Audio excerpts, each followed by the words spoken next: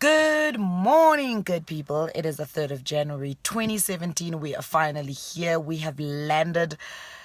That plane of yours that you were flying through 2016 has landed. Hopefully you were in the economy class and not taking private jets, because right now that means you are struggling if you didn't plan your life. But of course, some of us are very good at planning, so welcome to 2017. It's going to be a great year.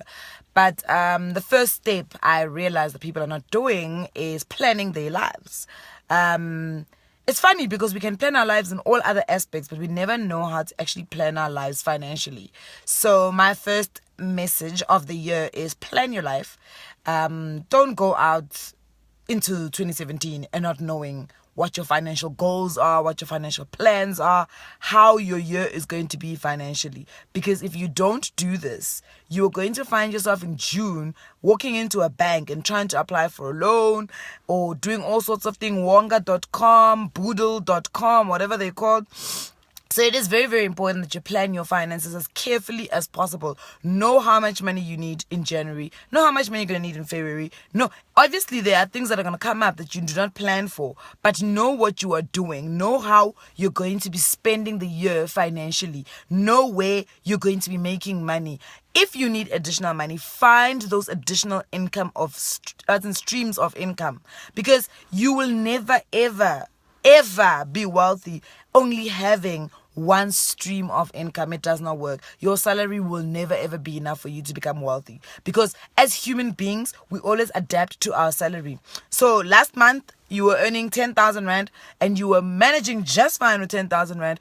All of a sudden you get a promotion, so 15,000 rand, and now all of a sudden 15,000 rand is just not, 10,000 rand is no longer enough. You are now maxing up to 15,000 rand. So please guys, plan your life. First and foremost, budget.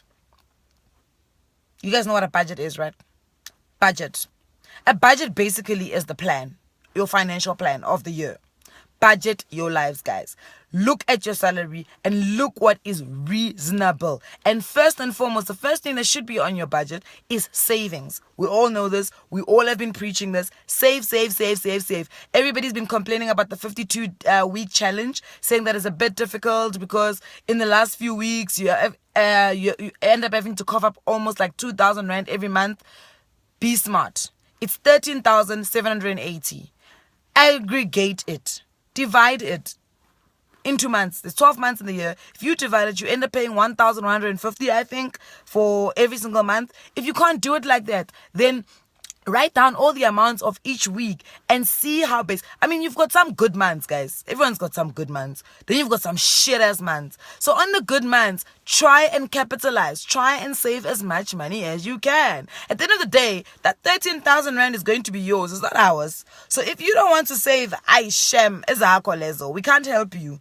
But we can only try and guide each other as human beings. We can only say, try and tackle that 52-day a savings challenge. But then again, it doesn't make sense for you to be saving money and then on the other side you are broke, or you are struggling, or you are going to Wonga to borrow more money. So save the amount of money that you are comfortable with so that you don't feel under pressure.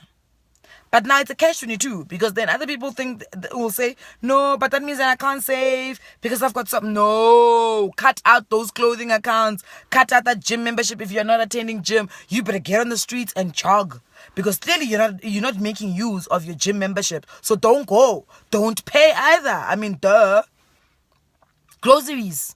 Buy groceries, guys. During the week, cook.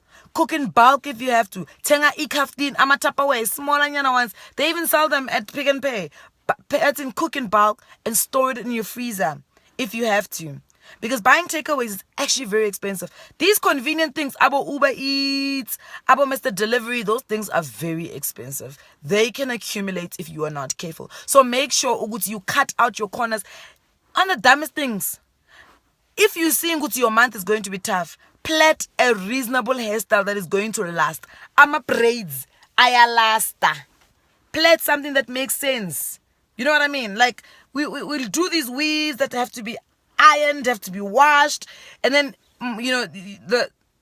The hairstyle that cost you like 700 rand to install a weave, all of a sudden, at the end of the month, is costing you like 1,500. Because like 3 weeks into your hairstyle, you gotta get it washed, you gotta get it blown, you gotta do all these funny things. So plait cheap hairstyles, reasonable hairstyles, so that you can survive your month. Easy. Easy peasy. Guys, let's find a way in which we can save money. The best way to create wealth generation and wealth preservation is, number 1 is to save. Number 2 is to increase your income streams. You cannot just have a salary. You are never going to get wealthy. It is never going to work. 3, invest. Find ways in which you can invest. Find investments that make sense to you. If you are a low risk type of person, a mid risk type of person, a high risk type of person, get to understand these things. Use your smartphones for Google, guys. Use your smartphones for Google and get to understand the things that you need. Also, drinking, clubbing. You don't need to go into the club and get drunk there. If that's the type of person you are, drink at home. Okay? Drink at home. Have a designated driver. By the time you get to the club, you don't need to buy bottles anymore because you've had enough. I mean, guys, cost savings. Plan your year. Mwah. Can't wait to see you guys at the end of January. I'll give you guys the exact date and exact venue of where we're going to have our powwow.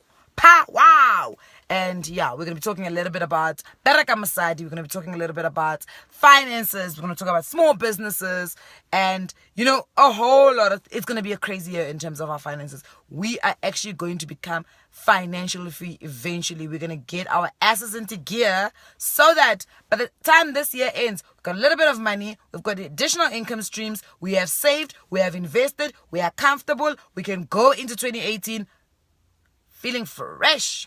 Mwah.